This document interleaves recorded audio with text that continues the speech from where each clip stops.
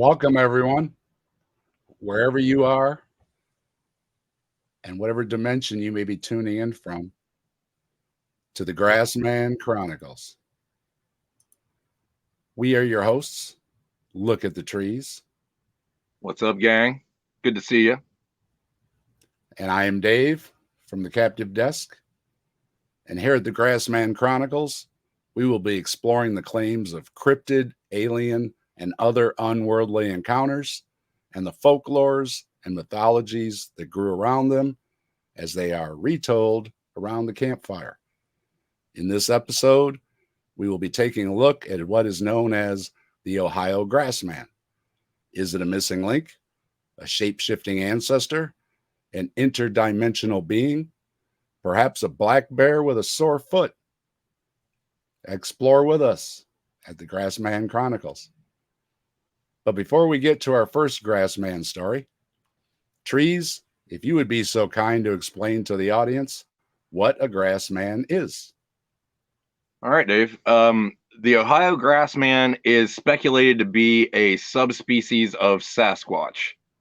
The Grassman is steeped in much legend and folklore around these parts, anyway.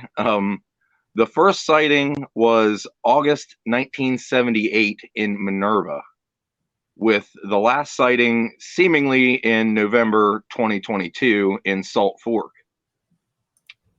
Is there a missing hominid link in Salt Fork? Are there a breeding population of elusive primates roaming the forests of Ohio? Does Grassman transcend space and time? Take a journey with us through the misty valleys and the dark woods. We are the Grassman Chronicles. And there's on the map for everybody to see exactly where Minerva is that he mentioned. And we also have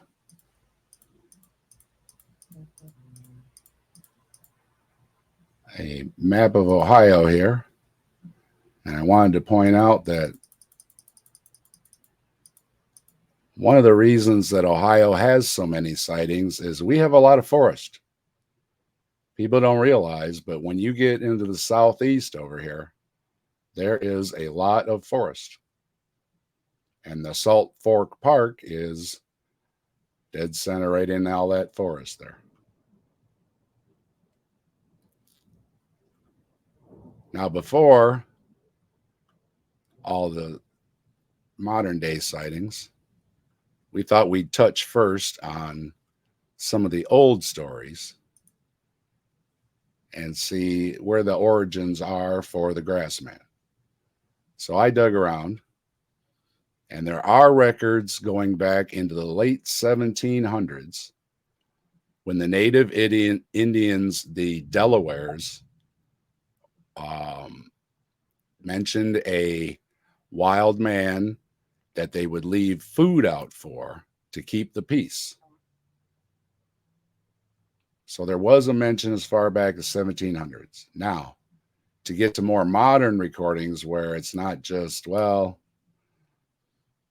we have a modern account of Bigfoot in Ohio. As far as a solid written accounts, it was in a newspaper.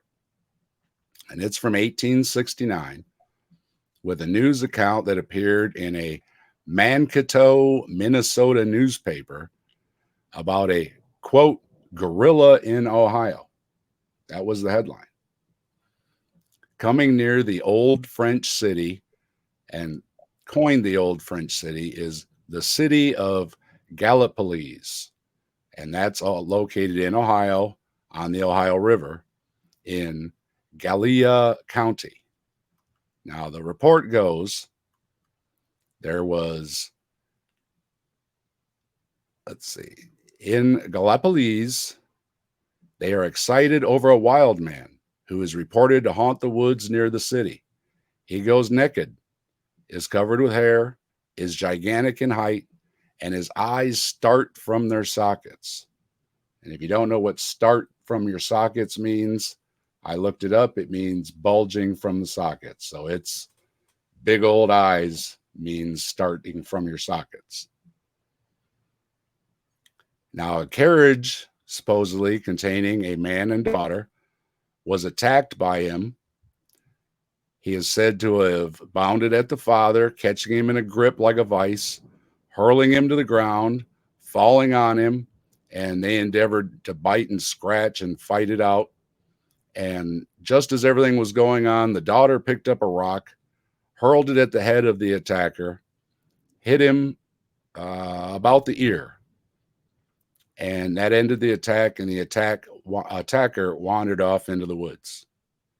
Now, before the second account, I wanted to bring up the question: do we think that in 1869 there could have been a gorilla loose? What do you think, Trees? I mean, the honest answer is I don't know. It could be. I mean, I don't know if there were like a lot of zoos around here back then, or if maybe something could escape from a zoo or a circus or something. I would think that would be the only way we would get a gorilla in Ohio. Because if people don't know, they can't survive. Most of the species can't survive the cold. So yeah. It wouldn't be something that could survive here. And if it got out, it wouldn't probably last through our winters. So, and I think they have I could be wrong, but I think they have a pretty specific diet, like where they are. I don't think we would have the right things for them to forage and find. Well, so what do you think? Was it a mugger? It's like plus back in the 1800s or 1869, right after the Civil War, or right after the Civil War, close to maybe some sort of fur clothing that maybe we're not aware of, or something that could have looked like a fur coat, like maybe a buffalo hide or a bear skin, something like that they're using like a tracker would wear or something. Yeah, something like that, and maybe it just looked, I'm thinking it sounds like a mugging to me, because usually somebody, in a carriage, the father and daughter, they probably look like an easy target, had money. Yeah. Well, I was also thinking how they almost described a hip toss, like a judo move. You know what I mean? Like he said, he wrapped his arms around him and like threw him onto the ground and landed on top of him. Like that's like a hip toss that you would do to someone. Like it almost sounds like they were describing like a wrestling or judo move. So it sounded accurate in the portrayal of the scuffle.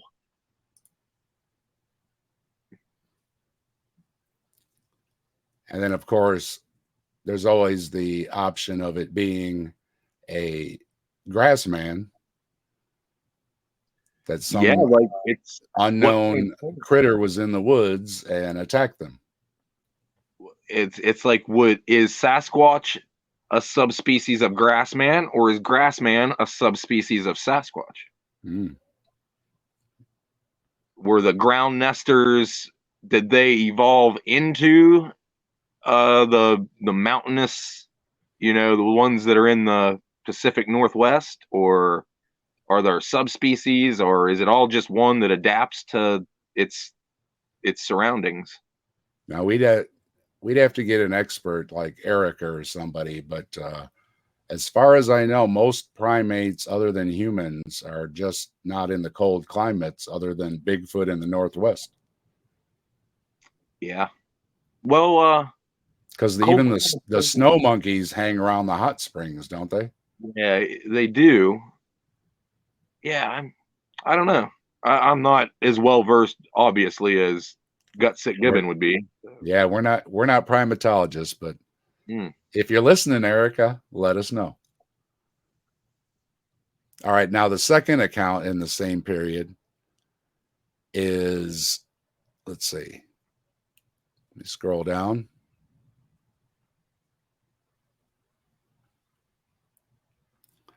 The next major sighting in Gallia County was in 1912. According to the Bigfoot Casebook by BORD, Not sure what that is, but that's who it's by. Quote, it was in the year 1912 in Gallipolis, Ohio, that Mr. Jim and his mother noticed a strange dark cloud hovering over them. Now, we're not talking about any, we're talking about a cloud following them, okay? They took a path through the woods and it followed them. About 50 feet from the trail, the elder mother took the lead, and they soon realized a monster was also pacing them. It kept to the right of them and parallel to them as they traveled. The creature began turning, and its gaze fell directly on Mr. Jim. He said it made some sort of noise, like growling or maybe a barking sound. They walked about another 100 yards, and both the creature and the cloud disappeared. The eyewitnesses described the creature's shoulders as monstrously wide. They estimated that its shoulders were twice the width of a man's. It had a bulky head and appeared to have no neck.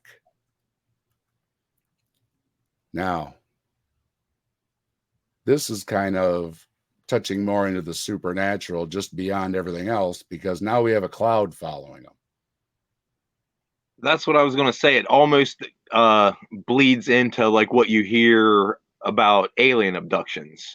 Like there'll be a light or a sphere or some glowing orb or something. It kind of gets into that realm of now there's an additional supernatural thing, or a forewarning, like with the Mothman story, that it's like a forewarning of something.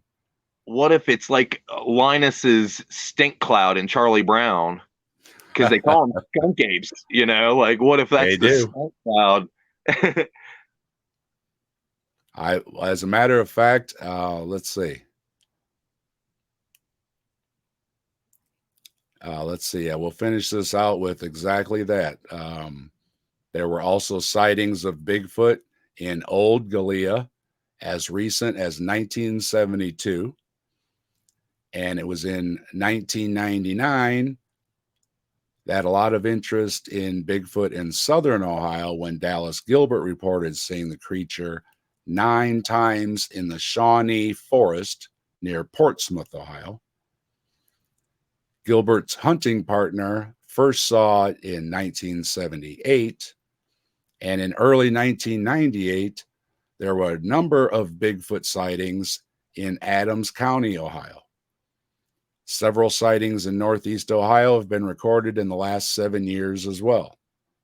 Some of these sightings report that the creature to smell like Limburger cheese on a hot muffler, have red eyes, reddish brown fur or hair, be about 8 feet tall, weighing around 500 pounds. And a few motorists said they had to swerve off the road to miss Bigfoot, and that is why they ran into a ditch, although the insurance companies did not agree with them. The last report of Bigfoot in Gallia, Ohio, or Gallia County, was 1972. And that was a big year for Bigfoot sightings in general, as he was also seen in Toledo, Defiance, Cleveland, Germantown, Ironton, and the Dublin areas. 2 security guards in Dublin even saw him on a golf course. So if you didn't know, Bigfoot likes to play golf too. So all you golf fans out there, maybe you need a partner, call up Bigfoot. He'll come out and play with you. Maybe he just likes that really well manicured grass. Maybe he likes to roll around in it and scratch his fur or something. But like you say, there is a constant report of a foul odor. Yeah, and with this one, it's like Limburger cheese on a hot muffler. Now, that would be an interesting odor, wouldn't it? That's what I'm thinking. It's like it would be this rotten dairy smell, So it's like, what if this is a real encounter and they did smell something that smelled like rotten dairy products, what would that, could it be a lactating Bigfoot? Could it, Mhm. what are the Bigfoots sophisticated enough to make their own cheese out of their lactations? Where are they getting the cheese from? That you're Their raising a breast big milk. mystery.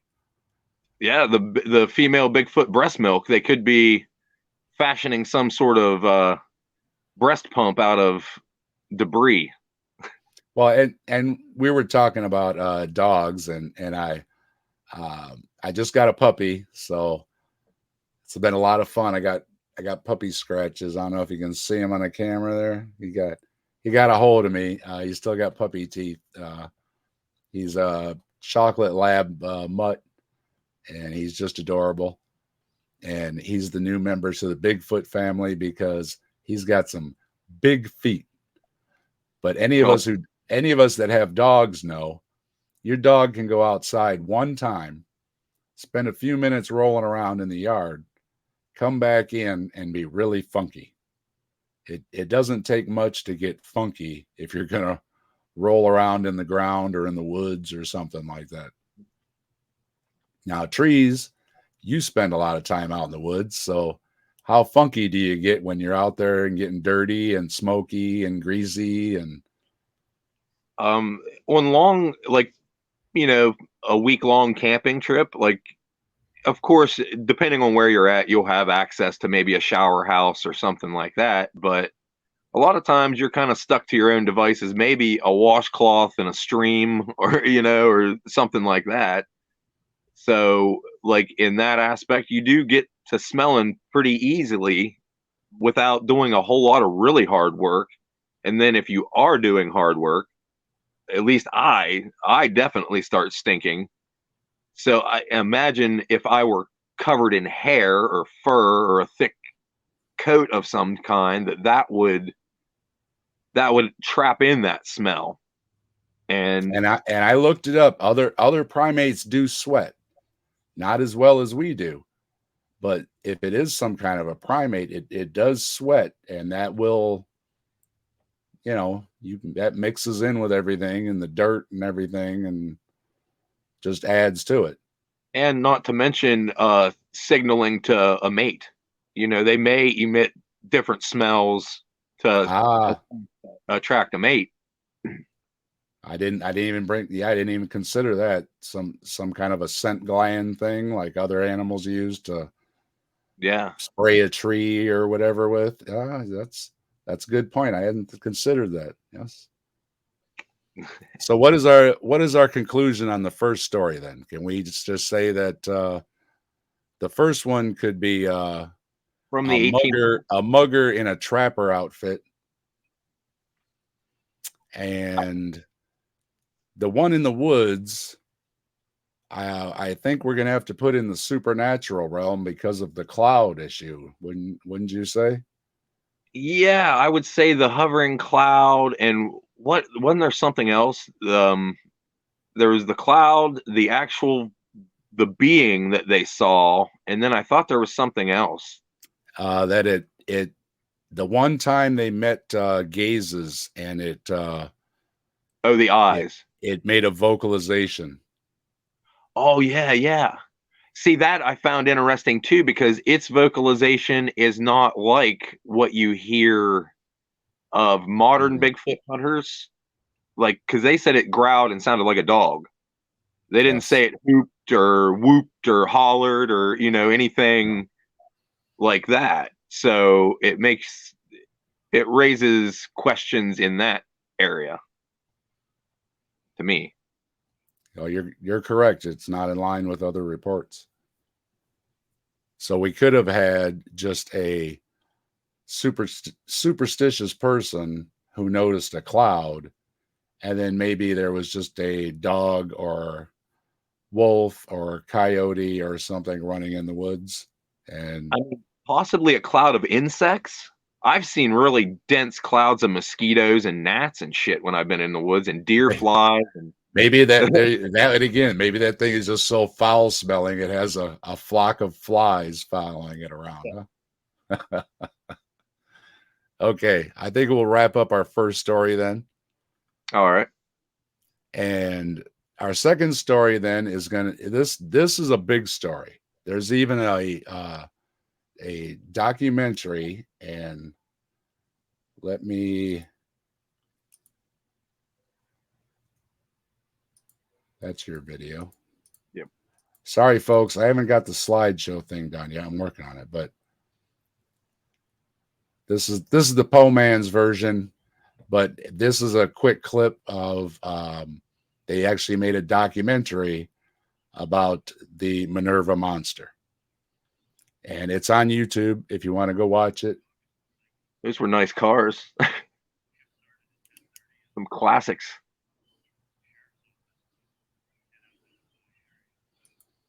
So I don't want to play too much of it just in case.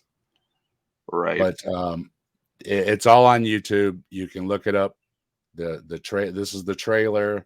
They have the movie, and there's a couple other knockoffs about it that are out there too. So you can look it up. That's a story from the Akron Beacon Journal as well there. Yep. And let me find the picture here. Which one is this? That's Salt Fork. We don't want that one.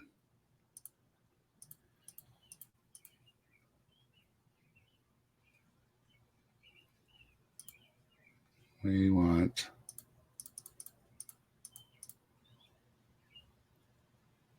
maybe this one. What are we looking for? There we go. That says Minerva, right? There's the Minerva. Okay. Yeah, I believe so. There's our Minerva map. Okay. We're gonna get there, folks. We're gonna get there. I'm working on it. I'm half organized. This is the first episode. So let's see. To get to the story, all right, we got the Minerva monster. This is our second story. In Minerva, 1978, the Minerva monster takes its name from the village of Minerva, about 20 miles or so east of Canton. You can see it on the map there I got up. In August of 1978, and like Trees said, the cars show it was definitely in the 70s there. Evelyn and Herbert Caton's grandchildren ran up to the house saying they had seen a monster in the gravel pit nearby. The Catons and their daughters went to investigate and found the kids were telling the truth. They too saw a monster in the gravel pit. They described the creature they saw as 7 feet tall, weighing about 300 pounds, and covered in thick, dark, matted hair. Hair that was so thick and shaggy that it completely obscured the humanoid creature's facial features. The most dramatic of several other sightings came on the night of August 21st. The Catons were entertaining friends and family when they heard strange noises coming from the direction of an old chicken coop in their backyard. They could see something moving in the dark, and there were 2 pairs of yellow eyes there, reflecting in the light from the porch. In order to get a better look, 18-year-old Scott Patterson got into a car and turned the headlights on, which reveals the owners of the eyes to be 2 large, quote, cougar type, unquote, felines of some sort. At that point, a large bipedal creature, like the one from the gravel pit, stepped in front of the cats as if to protect them. The sheriff was called, the area was investigated, but no monster or pet cats were ever found by law enforcement. Although the Catons and others in the area continued to see the monster, sometimes accompanied by a pair of what were variously described as cougars or mutant cat-like creatures, or smaller versions of itself going about on all fours. The rumors of the activity east of Minerva actually began surfacing in early July and early August 1978. And oh, wait a minute. I already hit that part. And let's see. What was I at? Here we go. And then they did the documentary, and Ron Schaefer and associate Earl Jones interviewed the Catons on 2 separate occasions. During their second visit, they backpacked and spent the night in the upper woods looking for physical evidence. They came up with no evidence, nor did they witness anything unusual. So, apparently, it only shows itself to the Caton family. What do you think about that, Trees? The most striking thing to me is the claims of, it's always the extra claims that get me. It's like it's got two cougars with it now, that it's like, or it's minions, or it's their protector, or and then that leaves me to wonder, like, who's in charge? Are the cats in charge?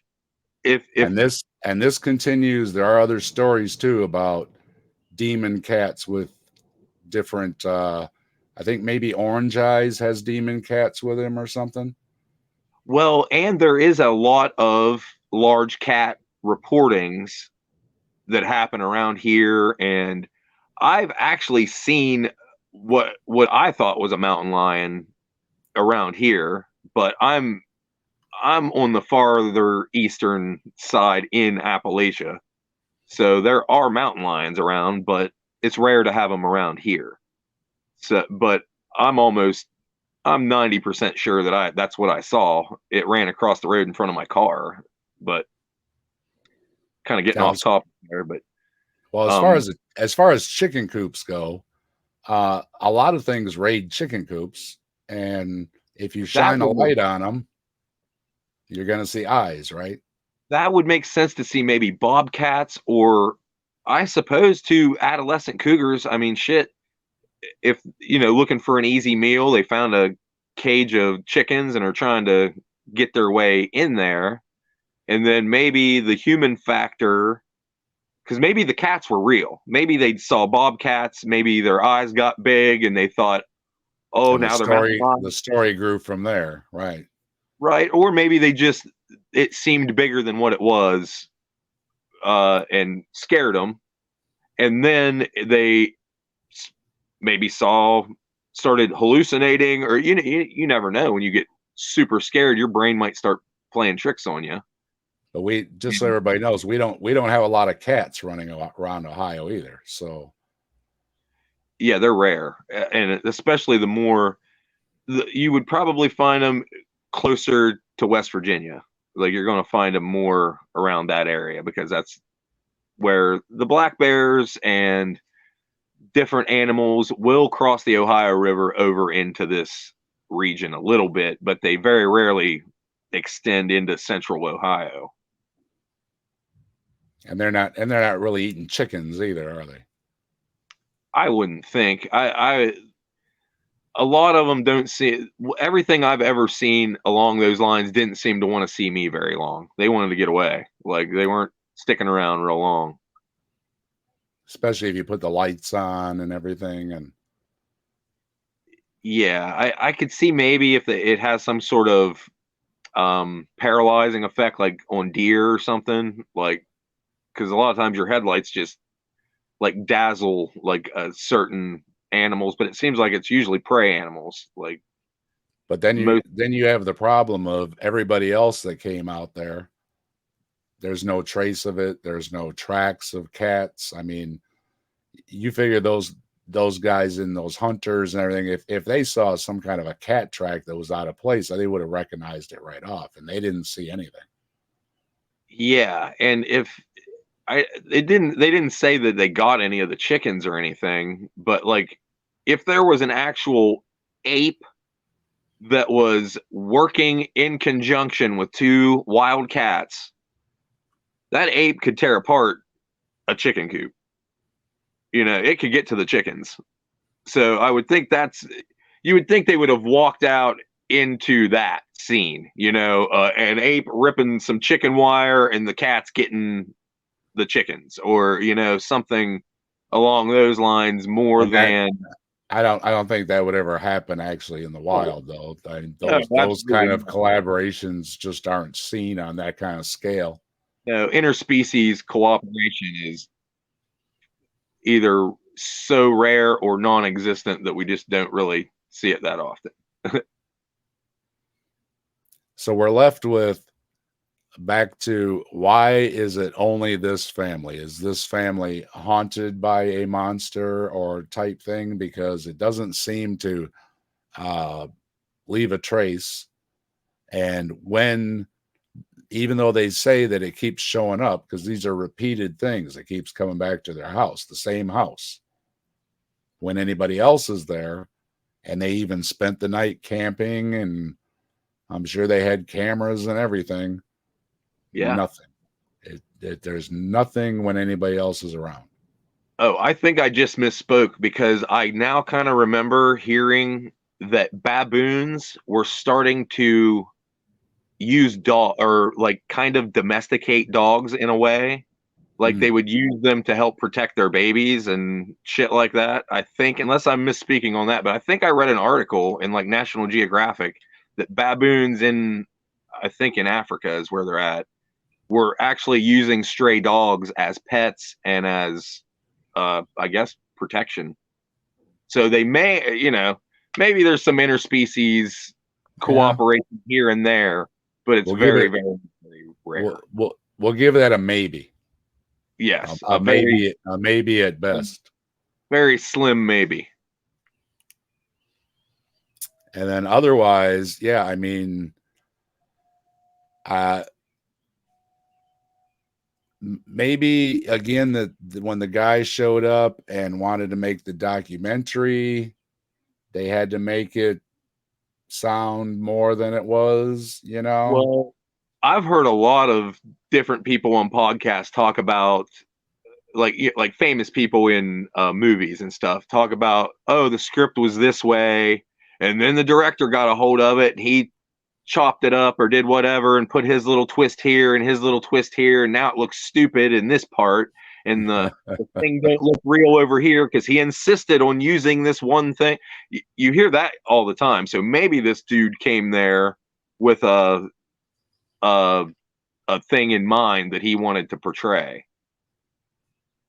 It's possible because that my son and I did a little video on the Amityville horror, and that was the Amityville story. That maybe there was a little something spooky, but once they started talking to the writers and the movie producers, they just don't want a bump in the night. They want something to write a book or make a movie on, and well, maybe there was this, and then maybe there was, and then when it came down to it, a lot of what they said were all maybes that basically got pressured out of them to make a bigger story. So even if you give them benefit of the doubt that there was a bump in the night in the house, everything else was exaggerated. Yeah, he still like executed his family, didn't he, or something like that? Though that was the original story of the house, that there was a killing in the house. The Mm. Lutzes, when they moved in, I think they just capitalized on there was a ghost in the house because people have lived there since, and it was just on the market recently. They renovated it and they changed the address to keep people from coming in, and because too many people were taking pictures and all Yeah, that kind of, and it was it's a definitely an quiet little iconic. neighborhood. It was an But it iconic yet house, like the old Psycho house. and nobody's ever had any problems, and all the reports that they claim that they had witnesses like from the priest and the police and all that, those were all made up. There were no outside witnesses to anything that they were saying. Yeah, But it scared a lot of us. I read the book and watched the movie, and those little pig eyes coming in the dark, and it gets you. It yeah. creeped you out. So as far as that goes, as a horror film, it was a success. But it didn't really happen. So, okay, and then we are, let's see, right on time. In fact, we've got 2 minutes to spare, Trees. We're 2 minutes ahead. So before we get to our last story, why don't we take a quick look here and say hello to everybody? I see Carrie Ann. I see Logan.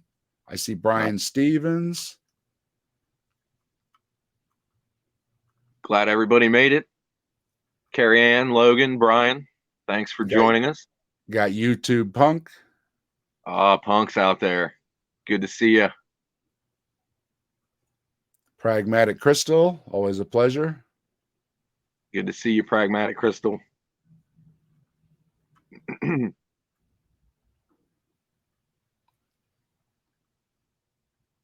And oh, if you heard that, that was the puppy. I'm sorry. Oh. Needs to voice his opinions on Grassman. He's been pretty good. And we got Gurr in there. Hello, Gurr. Good to see you. What's up, Gurr? And that's all the way up. Hello, everybody. If I missed somebody, I'm sorry. But hello, hello, hello. Glad everybody could join us. Yep. Thanks for making it. And let's pull up the picture for the next one here. I believe this is it. Yep. That's Hosak's Cave, I believe. There it is. And before we talk about the park here, I've got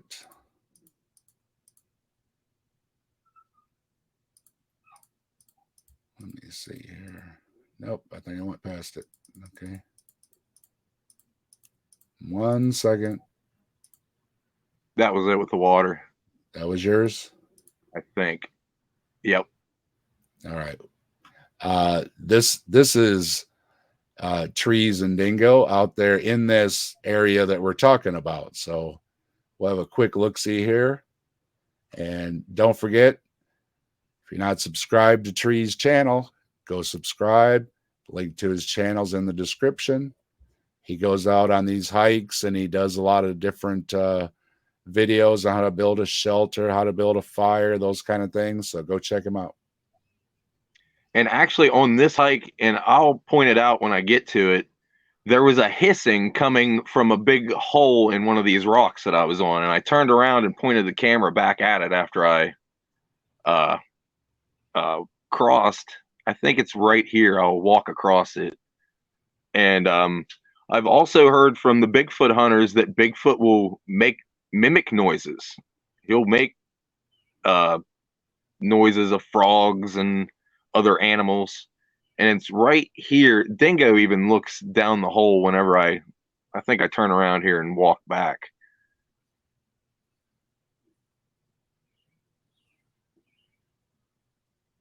But if for everybody that doesn't think we don't have forest in Ohio, we got forest in Ohio.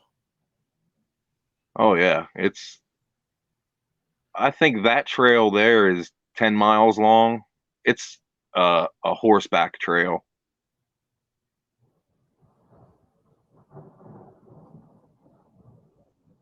And that's at the top ridge around Hosak's Cave. And that right there, I think, is the hole. Yep. Because she starts looking at it weird. There's something hissing down in there. And then I cross and I turn back around and look at it. And I was trying to see what it was. And then I thought it was a snake. So I just wanted to get away from it at that point.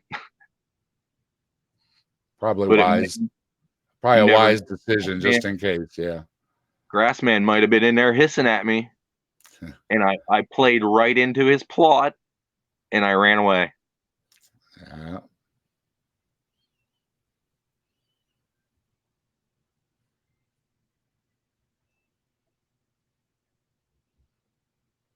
But it's a very beautiful place out there. And that's a little waterfall that spills down into the cave. And that's exactly where he was on this Hosak's cave. So there it is on the map. That's exactly where he was. And as you can see, here's Salt Fork State Park. And our last story is going to be talking about this park because trees. Why are we going to talk about Salt Fork Park? Because it's like the new hotbed of Bigfoot activity and Grassman activity, I suppose you would say. And did you want me to tell the people where it's at, or you just go ahead with it, whatever you want there? All right. Whatever you have down there, go ahead. Salt Fork State Park is in eastern Ohio, located at 14755 Caddis Road, Lore City, Ohio, 43755, which coincidentally it's named Lore City. I thought that was kind of fitting. Salt Fork's features, Salt Fork's featured attractions are the lake, of course, densely forested hills and valleys, open meadows, large rock outcropping features, as you saw in the video there, caves, and wetlands. The lake has 2 marinas and 8 launch ramps for boats or kayaks. Hikers will have a vast trail system at their feet and toes. There's also the historic Kennedy Stonehouse, an 18-hole golf course, a full-service resort lodge, deluxe vacation cabins, and a large campground with a primitive tent-only section where you may find me and the dingo. So that is the basic rundown of Salt Fork State Park. Yeah, and if you see on the map, there's water going all the way around. I mean, it's huge. So yeah, if you've got it all, like he was just listing off, you've got it all. So yeah, if you're in the area, sounds like a great place to visit. And like we said, it's very squatchy. So yeah. What else goes on in the area that right outside the park, or is it near the park? We have a lot of Bigfoot organizations in the area too, right? There are Bigfoot organizations. I noticed all along that Caddis Road, there are little shops, and you'll see the little Bigfoot signs in people's yards. And I want to say they have a museum. And is that the flyer or the that's Hocking. That's the Hocking Hills one. Yep. Hocking Hills is to the west and south of Salt Fork, so it's in a different region. It's more close to Columbus and Zanesville. I've been there. Old Man's Cave. That's beautiful. Yeah, I haven't been there yet, but I'm trying to go there here soon. It's very nice. They've got nice camping there and everything too. But we had to take cold showers. There was no hot water. Oh. But yeah, you get desperate enough when you're out there camping. It's like, I'll take the cold shower. So we did. But it's beautiful. It is. Yeah, so we've got everybody there, including all our anybody that knows anything about Bigfoots, all the TV shows, Monster Quest, Finding Bigfoot, and any of the other named ones have all done shows in the area. Kathy Lee Gifford and Hoda, I believe, was the other lady's name. That they did some morning show. They did one out there at Salt Fork as well on Grassman. And then speaking of the Grassman, we keep talking about the grass, and we wanted to point out one of the reasons that it's called the Grassman, and is because they find these grass nests in the area. And just before the show, Trees learned me something. So why don't you learn everybody else what you learned me about black bears, Trees? All right. Black bears are not true hibernators. They experience what is often called denning, denning, denning, uh, ursid, ursid, ursid hibernation, or carnivore lethargy, which basically means they don't go into a full hibernation state where they sleep for months on end.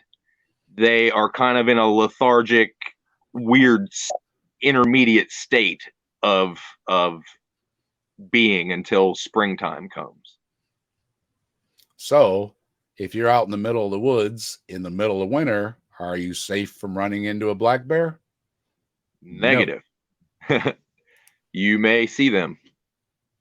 And by coincidence, the Grassman myth, I guess you could say, has grown not just as a Bigfoot story, but because of these big grass nests that are found everywhere. Now, in this case, I think we have the answer to the grass nests. What do you say? That's what I believe, because usually your most simple answer is the most correct answer, or most likely correct answer. And I would think since the grass nests they are finding are already probably a black bear nest. I mean, they could say that Grassman's coming along and using the previous black bear's nest as his own, but I wouldn't think that would go over very well with the black bear. So here's another version of a nest. This is more with branches, but again, you see the snow in the background. Leaves. It looks like they're using leaves instead of grass. They've got them. They got them a pile of something there, and it's probably just to keep insulation from off the frozen ground. And it is indeed, yeah. We're pointing out that's snow in the background, so it's napping, but it's not in full hibernation, and it's not underground either. And here's another one.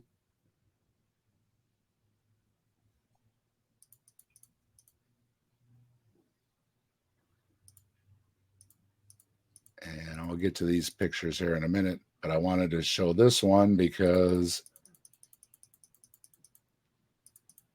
that's babies in there. Yep. Little baby black bears. Which I've actually got to hold a couple at a zoo before, and they are adorable. I bet they are. Little fur, well, big fur balls, I guess, yeah. Mm-hmm. So I think as far as the grass nests, I think we have just a misunderstanding, because as Trees and I were discussing it, and I had no idea that black bears didn't hibernate. So maybe people just don't realize that. If a black bear, or any bear for that matter, hurts its front paws, steps on a nail, or whatever, they will walk on their hind legs. So it is not uncommon to see a black bear with sore feet walking on its hind legs. And I wanted to point this one out because it was adorable. They found this black bear under their porch, and they figured, he's fine, and they just let him stay there. So, yeah, it looks like leaves, and he's making do. He made a nice little nest. In that state of lethargy, he's not going to get too active. He's not going to get too wild with them and try to hurt anybody. He just wants to be out of the rain. Yeah, and you still always want to stay a very far distance away from them. They are wild animals. They're cute and adorable, but they will eat you. Yes. Please don't mess with the wild animals. Even the smaller ones can be dangerous and bite you. Keep your distance. If they're small ones, Mama's probably somewhere, and she will not be happy with you messing with the babies. And if you need to see them that up close, you can get a pair of binoculars or something, and you can zoom right in on them and count how many hairs they got on their head. But yeah, let's keep your distance, because they will catch you really fast. And climbing up a tree is not always safe either, because what do black bears do? They climb trees. And they are and just bears in general, like at least big cats will kill you first. Like they are ambush predators and they will usually bite you in the back of the neck and put you out of your misery. A bear just starts eating. Usually when you find hikers that have been killed by bears, their lower extremities are eaten off and they have died from blood loss. They didn't die because they got finished off. They died being eaten. So you don't want to be attacked by a bear because they're just going to start biting chunks off of you. You are a meal. Yep. And I wanted to touch on these these are supposedly some of the best pictures of the Grassman. Now, Trees and I were looking at them a little bit beforehand, and we were saying, first of all, they're really lousy pictures, but we wanted to show them to you anyways because these are supposedly the Grassman pictures that everybody brings up. So here's one, and it's really hard. You see a little bit here and a little bit here, but it's pixelated. I don't know. This is a bad picture. Like I was saying, like how much is the human eye making a pattern and saying that could be a bump on a tree, right? Right. Or a tree behind a tree behind a tree with a couple different, you don't know. It's a bad picture. It's a bad picture. Now this one's a little better.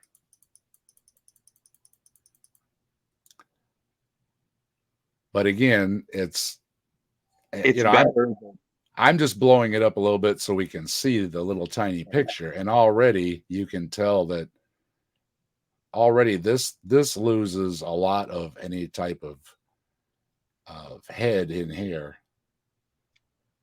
And see, what I'm thinking is, what if we were looking at this picture and instead of having a Grassman show, we were told we were looking for a buffalo or something else. A bear. Yeah, here's two eyes. What's the chance that our eyes would make a bear out of that?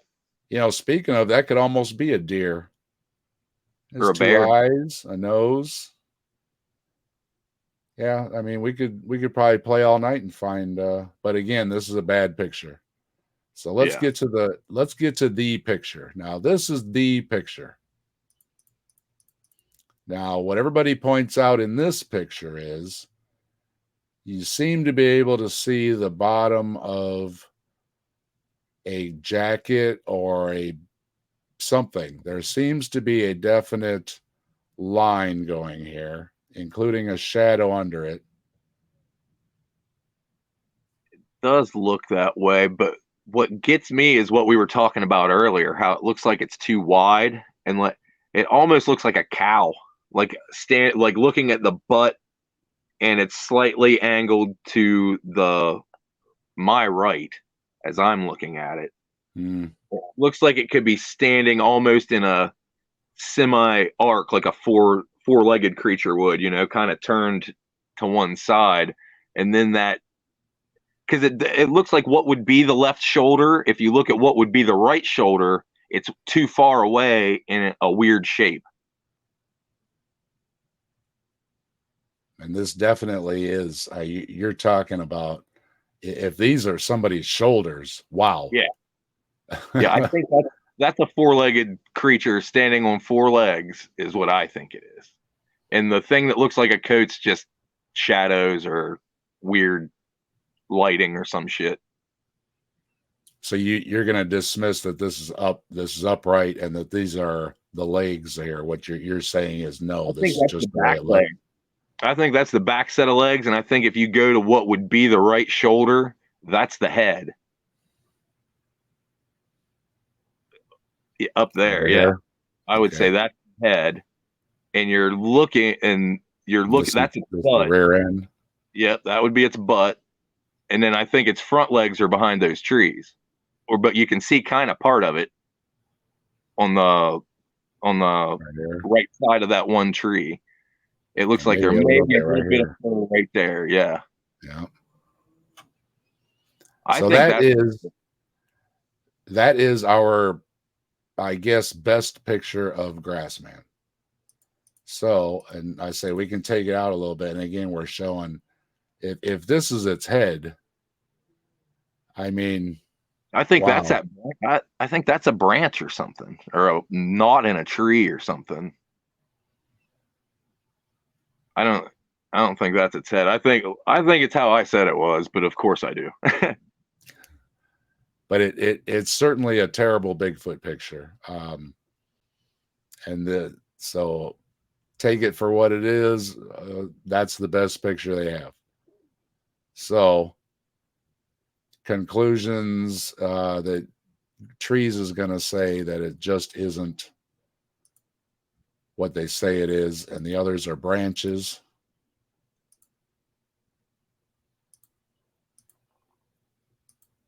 Yeah, I think to me that looked like a four-legged animal standing at like a what is an oblique angle. I might be getting over my skis there with the language, but it's standing at an angle and kind of like And this picture here, I think, is awful too, because I don't think it's anything but a shadow. it could be anything. That could be the butt of a downed tree. That's what that looks like to me. That looks like a knocked over tree, and we're looking at the root. The trees going this way. Yeah, and we're looking at the roots standing up. That's what it Yeah, looks like. and that's just a shadow. That's what I'm saying. It Yeah, so happens it's in the shape of a head and shoulders, but I think that's a downed tree. yeah, because this is obviously the ground. Uh-huh. And it would have come out right behind that. I don't see any depth. And it looks like that ground may even be heaved up there, where when it pulled out, it lifted the ground up a little bit. Ah, yeah, that would be the mound. Yeah, the mound from it tipping over. Yeah, I'm with you on that one. So I guess you could call this the second best picture, but I think it's a really terrible. I think this is even worse than the other one. That or it's zombie. It's a zombie coming out of the grave.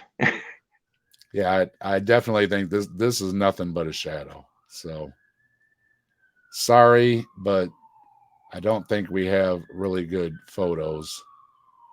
Which all you're gonna left with is Artist renditions. What people have drawn for us. So there you go. And it looks like that was a good Christian artist, and they put a fig leaf in front of his junk. So what do you think? Is there a large primate running around in your area, or are they black bears nesting? Thus far, my prediction is it is black bears. That's what I think. I agree.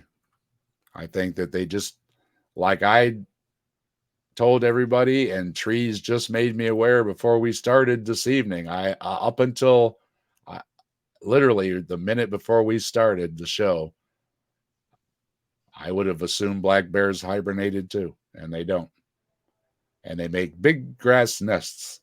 So your Grassman, the lethargic behavior would also lend to why people are getting pictures of them, and maybe they're usually they would run away, but in that state of lethargy, maybe they're just not so quick. Mm-hmm. That would make sense, yes. So I think that for the large part of these sightings, we are going to say they are black bears and they are black bear nests. For the supernatural claims, a couple of those we have to leave in the supernatural file because we just don't know what kind of cloud was following these people around on that day, or what it was, or if it even happened. And the old accounts, I think the natives leaving offerings to a wild man. I think wild man stories have persisted always through time. So it makes sense they would leave out an offering to appease the wild man, and no harm, no foul there, I think.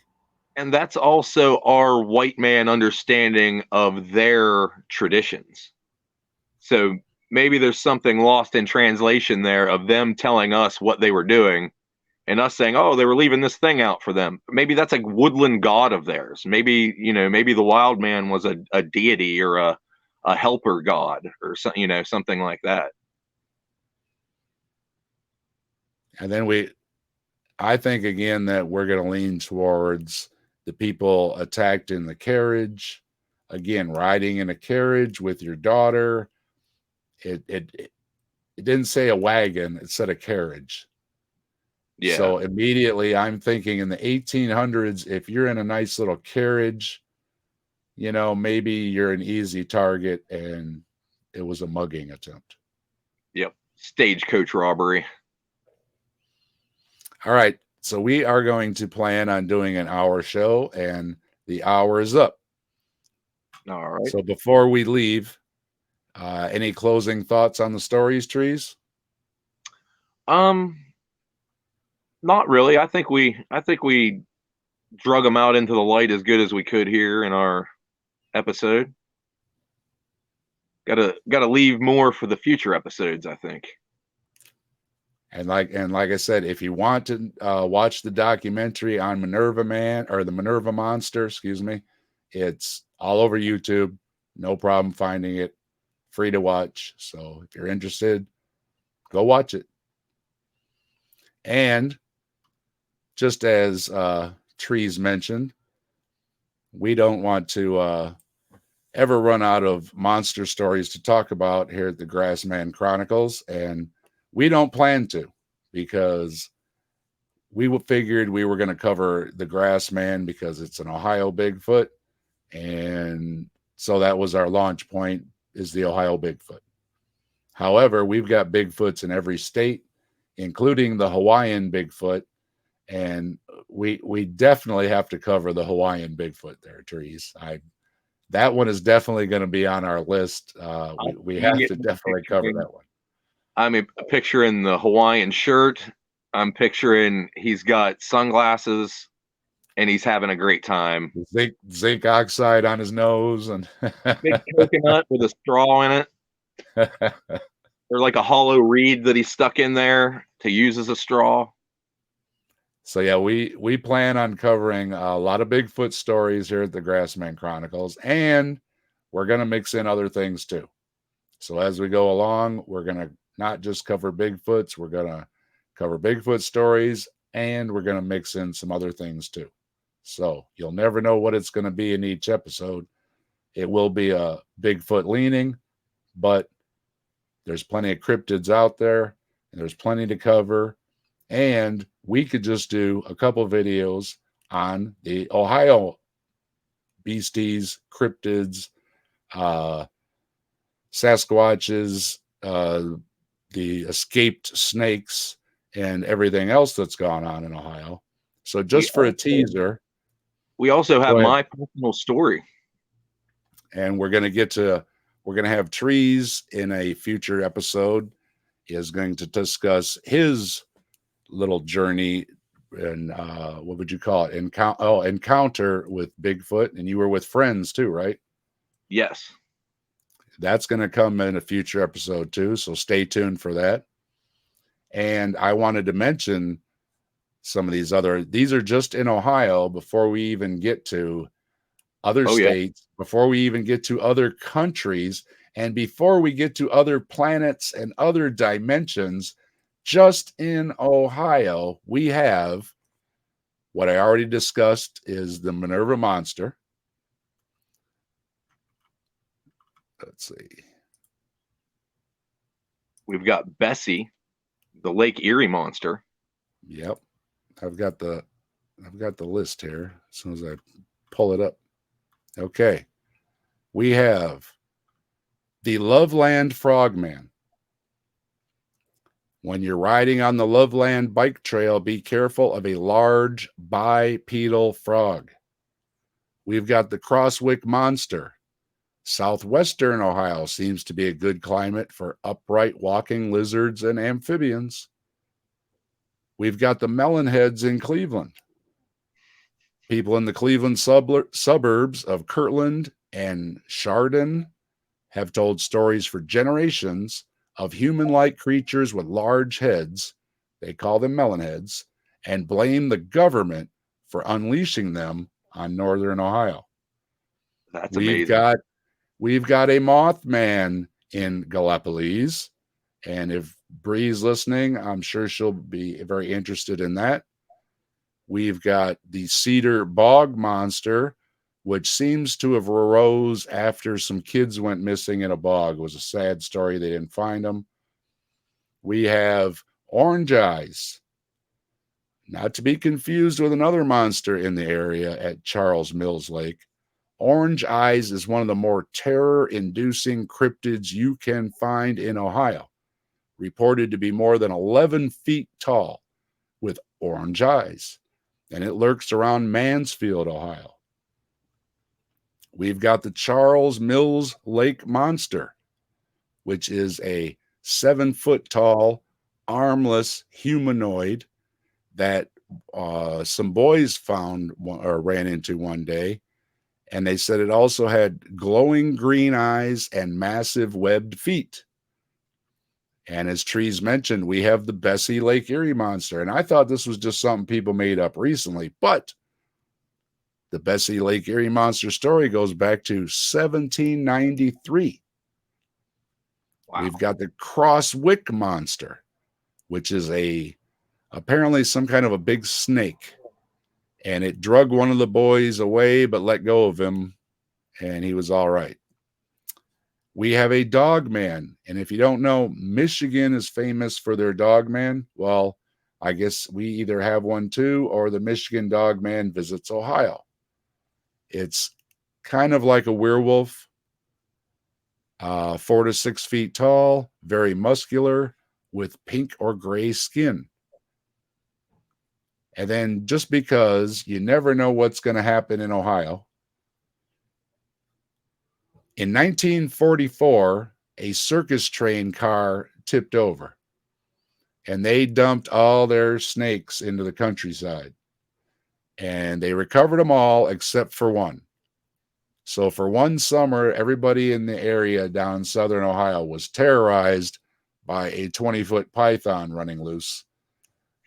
And not really a cryptid, but if you ran into a 20-foot python, you probably would have a bad day. Yes, it could theoretically eat you. It could definitely bite you, and definitely if it was in the water, it look a lot bigger than it actually is too. I mean, 20 feet, if that had to be a very girthy python, like that thing could squeeze the life out of you, I'm sure. So for everything else, that actually happened, and that is a real animal, and that is a really dangerous animal. And like Trees mentioned before, if you did see a snake of that size, leave it alone. Of any size, really. If you don't know what kind of snake it is, get away from it. Do not mess with a 20-foot snake. That's not a good idea. And that is going to wrap up our show. That is our stories for the evening. And Trees, what do you think? Any teasers on for what's to come? Or are we gonna keep them guessing until the next show? What do you think?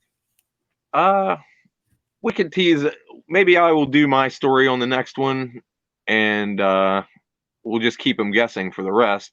But I would like to thank everybody who showed up. I can't really see the chat, so thanks, gang. I'm glad you guys made it, and I hope you enjoyed it. And I too want to thank everybody. I see AR's here, and yep, Brian and Logan and Carrie and Randy and Gurr and Logan, and let's see, one more roll through, I think, and did I get everybody? I think. Yep. Yeah, appreciate everybody showing up. I hope you enjoyed it. And so the plan is that we are going to talk to Trees about his experience then in the next episode. And we'll throw in a couple other stories too. The plan right now is to do it once a month at the end of the month. And if schedules change in the future, maybe we'll throw in a few more shows. We'll see how things go. But we wanted to get things rolling, so we got it rolling. Here's our first show. And I hope everybody let's see. Should we call it? Let's get the book here.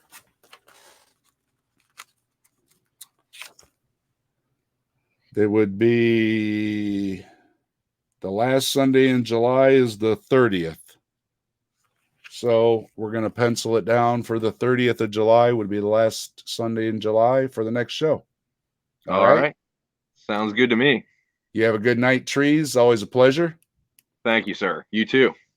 And good night, everybody. And wherever you are and whatever dimension you are in, we were happy you tuned in tonight.